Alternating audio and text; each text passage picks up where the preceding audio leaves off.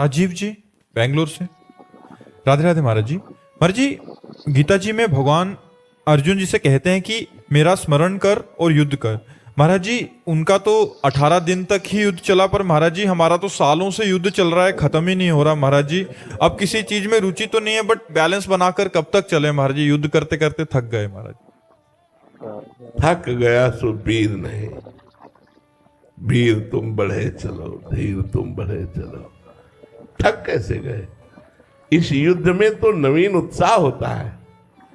कहीं त्रुटि है संभालो। नहीं, इस युद्ध में नवीन उत्साह होता है। इस युद्ध में परास्त होना नहीं आता। कहीं त्रुटि है संभालो, कहीं ना कहीं छेद है जो अध्यात्म के रस को बाहर कर रहा है। नहीं तो इस युद्ध में उत्साह बढ़ता है। वीरों को जब समान योद्धा मिलता है तब उत्साह बढ़ता है। कमजोर मिले तो निराश हो जाते हैं। जब अपने से जोर का योद्धा होता है तब उनकी भुजा फड़कती है। तो अपने से जोर के योद्धा है काम, क्रोध, लोभ, मोह, मद, मत्सर। अपने पास भगवत बल है, कभी वो हमें गिराएंगे तो कभी हम उनके ऊपर चढ़ेंगे। पक्का चढ़ेंगे, देर नहीं लगेगी। एक दिन ठाकुर जी की कृपा से उनको छाचित्त पटकेंगे। पक्का कह रहे हैं, पक्का। हमारी बात पर विश्वास कर लो। भगवान के बल से कह रहा हूं, बचपन से इस मार्ग में हूं। उन्होंने बहुत टांग मारी, बहुत बार धोबिया पछाड़ने की कोशिश की, लेकिन फंस गए हमारे दाव में। अब नहीं निकलने वाले। क्यों? क्योंकि ये जगत गुरु का बताया दाव है। जगत गुरु भगवान का बताया दाव है। इसलिए हारना तो नहीं, निराश तो होना नहीं, उदास होना नहीं। इस मार्ग में नवीन उत्साह भगवान देते। नहीं, कई बार हमारे जीवन में अंधेरा छा गया। अब क्या होगा? ऐसा लगा कि कहां चारों तरफ अंधकार छाया हुआ है, पर फिर एक प्रकाश प्रकट हुआ और उसने रास्ता बताया। बचपन से लेकर भगवान का बताया हुआ ही मार्ग हम चल रहे हैं, वही जगत गुरु हमारे को चला रहे हैं। तो भैया, निराश होने का मतलब है कोई त्रुटि हो जाना। महाराज जी, अभी क्या है, संसार में रहते हैं महाराज जी, परिवार में, तो आपका सत्संग सुनने से रुचि खत्म हो रहा है उस भोगों में, बट बैलेंस बना के चलना पड़ रहा है कि क्योंकि सबको देखना है, सबके मनोकामनाएं पूरी कितना बढ़िया हमारी रुचि नहीं है, लेकिन हम वो क्रिया कर रहे हैं। कोई भी क्रिया कितना बढ़िया है, हमारी रुचि नहीं है, कितना बढ़िया है, कितना आनंद है। आप इस बात को, तभी हम कह रहे कोई अध्यात्म में त्रुटि हो रही नहीं, इसमें बहुत आनंद है। भगवान ने जो कर्तव्य कर्म दिया है वो हमें अवश्य निर्वाह करना है, अपने मन की रुचि को दबाकर, परमार्थ की रुचि को दबाकर। अधर्म नहीं करना, लेकिन परमार्थ की रुचि को दबा करके हमें करना है। हमें परमार्थ की रुचि को अंदर ही अंदर दबाना है। और गृहस्थ है तो गृहस्थ धर्म का पालन, विरक्त है तो विरक्त धर्म का पालन करना है। जब तक जीवन है तब तक कर्तव्य है, और जब जीवन समाप्त हो गया तो भगवान अपने हाथ में डोर लेकर खुद संभालेंगे। तो हमें ऐसे ही परिवार में चलना है कि हमारा जो कर्तव्य है, हम अपने कर्तव्य का पालन अपनी आध्यात्मिक रुचि को दबाकर। अरे जी, बहुत बड़ी बात है। आप प्रेरणा स्रोत हैं हमारे सब ग्रस्त जो साधक हैं आपके, जो हम विरक्त साधक है, कि अपनी रुचि को दबा के संसार को देखते हुए, बैलेंस करते हुए भजन करना। बिल्कुल बिल्कुल, रुचि के अनुसार तो आप, भगवान साक्षी है। हमारी जो आंतरिक रुचि है उसे तो भगवान जानते हैं, दूसरा कौन जानता है। पर जो हमारे इष्ट की इच्छा है, प्रभु की इच्छा है, वो अवश्य होती है। ऐसे ही आपको करना है। आपको बात करने की इच्छा नहीं, लेकिन बात करना पड़ेगा।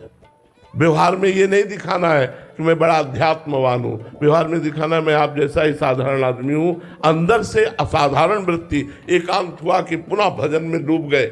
व्यवहार में गए तो ऐसे सरल और साधारण बन के गए कि कोई खास बात नहीं, हमारे जैसे ही व्यक्ति है, ऐसा लगना चाहिए। तभी रामई भजई ते चतुर नर, वो चतुर शिरोमणि अपने को बचा के निकाल ले जाएगा। बाहर कोई न जान पाए आप इतने उच्च कोट के आध्यात्मिक व्यक्ति है। और अंदर से अंदर ही अध्यात्म का पोषण कीजिए और बाहर व्यवहार में चलिए। कोई जान ही न पावे कि ऐसा, नहीं तो बिगड़ जाएगा आपका। फिर अंदर का चिंतन बिगड़ जाएगा। पत्नी असंतुष्ट, पुत्र असंतुष्ट, परिवार असंतुष्ट, तो उसका प्रभाव आपके ऊपर पड़ेगा, आप भी असंतुष्ट होने लगेंगे। इसलिए व्यवहार का बैलेंस बनाकर परमार्थ को पुष्ट कीजिए। महाराज जी, जब हम सब कुछ भगवान के सहारे छोड़ देते हैं तब हमारा कर्तव्य क्या क्या रह जाता है महाराज जी? फिर तो आपका कर्तव्य नहीं रह जाएगा, आपसे कराया जाएगा। जब तक अहंकार है तब तक हमको, ये जैसे आपने कहा नहीं कि हमने सब कुछ भगवान पर छोड़ दिया है, तो अभी नहीं छोड़ा है, क्योंकि अभी आपकी स्मृति है ना, तो अहंकार बकाया है, अभी अहंकार बकाया है। जब ये स्मृति ही ना रह जाए कि मैंने भगवान पर सब कुछ छोड़ दिया है, तो स्वयं भगवान जैसे अर्जुन का रथ हाँकने लगते हैं। अर्जुन को कहाँ ले जाना है, क्या करना है, स्वयं भगवान जानते हैं। ऐसे ही उसके हृदय में भगवान बैठ करके कब क्या कराना है वो स्वयं कराते हैं। न उसका कोई संकल्प होता है, न उसका कोई अहंकार करता भाव होता है। अपने आप उससे क्रियाएं होती जिससे जगत मंगल होता है, अपने आप कर्तव्य का पालन होता है। वो अहंकार से नहीं, वो भगवान से होता है। जब संपूर्णतः भगवत समर्पित चित्त हो जाता है तो हृदय में बैठे हुए भगवान स्वयं बागडोर संभाल लेते हैं। और जैसे कठपुतली को नचाने वाला जैसा चाहता है वैसे ही कठपुतली नाचती है, ऐसे ही उस व्यक्ति के द्वारा सारे कार्य होते हैं, कराने वाले भगवान होते हैं और दिखाई वो देता है कि वो कर रहा है। करें करावें आप सब और जने बढ़ाई थे। ये भक्तों के साथ होता है जो अपने जीवन को भगवान के चरणों में समर्पित कर चुके हैं।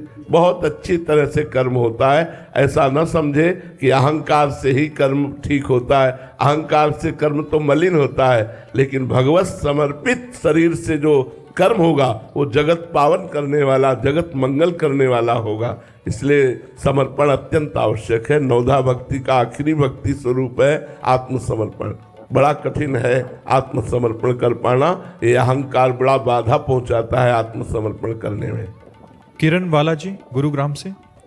राधे राधे महाराज जी। महाराज जी, ये तत्व दृष्टि क्या होती है?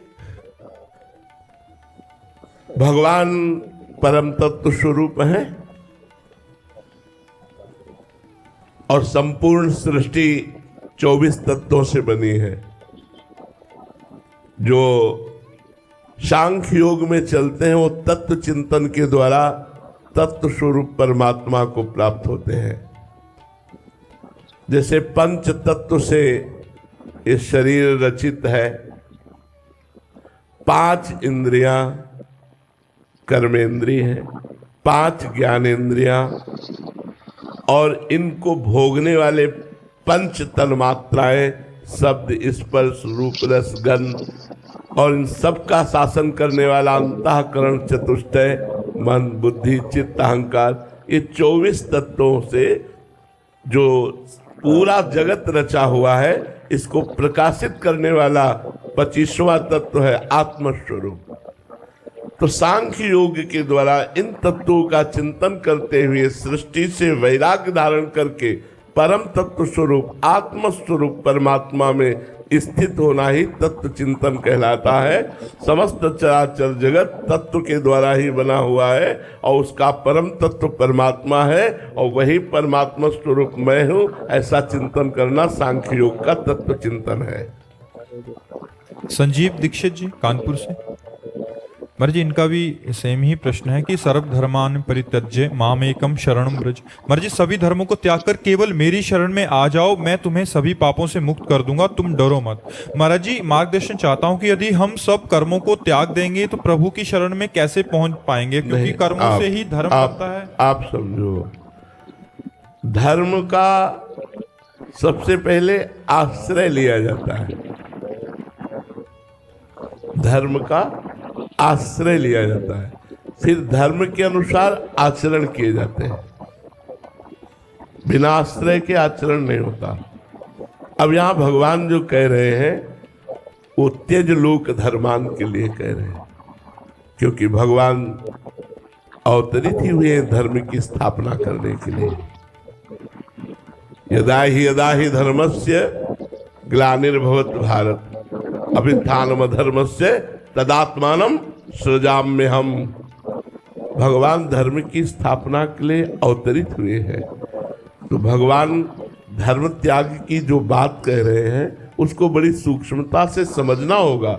भगवान लोक धर्म के त्याग की बात कर रहे हैं। जैसे लोक धर्म में आप किसी के पति हैं, किसी के पुत्र हैं, किसी के पिता है, किसी के भाई हैं, किसी के मित्र हैं, और सब कर्तव्य निर्वाह करना है। और अपने अहम से कि मैं पति हूं, तो अब नहीं, मैं प्रभु का हूं, मैं इनमें से किसी का नहीं हूं, प्रभु का हूं। हाँ, प्रभु ने मुझे कर्तव्य दिया है कि इसे पत्नी की तरह व्यवहार में, इसे बहन की तरह व्यवहार में, इसे माँ की तरह व्यवहार में, इसे पिता की तरह व्यवहार में, इसे पुत्र की तरह व्यवहार में, तो मैं कर रहा हूं, लेकिन मैं प्रभु का हूं। मैं इन सब धर्मों के आश्रित नहीं हूं, मैं प्रभु के आश्रित हूं। और ये जो कर्तव्य कर्म कर रहा हूं, ये केवल प्रभु की इच्छा, प्रभु की आज्ञा का पालन करने के लिए, क्योंकि प्रभु ने मुझे गृहस्थ में रखा है। हमारी बात को अच्छे से समझ रहे हो ना? हाँ, मेरा आश्रय भगवान है, मैं भगवान की प्रसन्नता के लिए कर रहा हूं।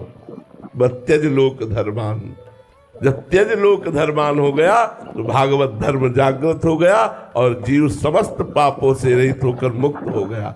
हम इन्हीं धर्म बंधन में बंधे हैं।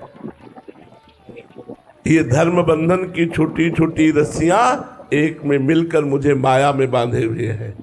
इसी माया में धर्म बंधन से मुक्त होने के लिए, भागवत धर्म को स्वीकार करने के लिए भगवान आदेश करते हैं, सर्वधर्मान परित्यज्य मामेकम शरणम व्रज। मेरी एक शरण में तू हो जा, मेरा आश्रय ले ले, और फिर कर्तव्य कर्म का पालन कर। भगवान की जब शरण में अर्जुन जी हो गए तो भगवान ने क्या कराया? कर्तव्य का पालन कराया कि नहीं कराया? तुम छात्र धर्म से युक्त हो, युद्ध तुम्हारा इस समय परम कर्तव्य है। वो कह रहे संन्यास लेकर भजन करूंगा, भगवान कह रहे नहीं, यदि तुम मेरी शरण में हो तो मेरे वचनों का पालन करो। माम निस्मर युद्ध च, मेरा स्मरण करते हुए युद्ध करो। तो भगवान ने क्या कराया? धर्म का ही तो पालन कराया। तो हमें क्या करना है? आश्रय भगवान का लेना है और कर्तव्य कर्म समझ करके अपने संबंधों का निर्वाह करते हुए उन सबको भगवान की शरण में समर्पित कर देना। कृष्णार्पणम मस्तु, जिससे आपको भगवत प्राप्ति हो जाएगी। समझ पाए आप? कुणाल जी बनारस से। राधे राधे महाराज जी। गुरु जी, आपका सत्संग सुनकर जीवन में बहुत बदलाव आया है, पर कभी कभी माया गिरा देती है महाराज जी, बहुत फिर जलन होती है महाराज जी। अगर इससे बाहर नहीं निकल पाए तो मेरा क्या होगा महाराज जी? नाम जप करो, नाम जप, राधा राधा राधा राधा, या जो भी नाम आपको प्रिय हो, नाम जप करो, कभी परास्त नहीं होगे। नाम जप साथ है तो कभी परास्त नहीं होगे।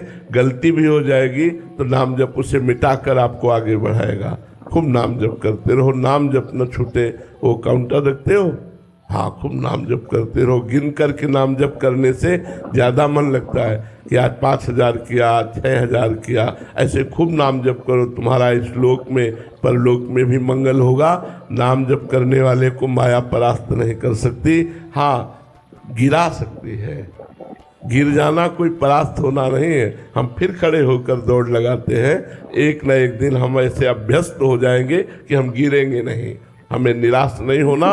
बहुत जन्मों से हमें माया गिराती रही और हमें गिरने का अभ्यास है, इसलिए आज हम उठकर अध्यात्म की तरफ चल रहे। तो हो सकता है हम गिर जाएं, लेकिन हम चलेंगे अध्यात्म की तरफ ही। तो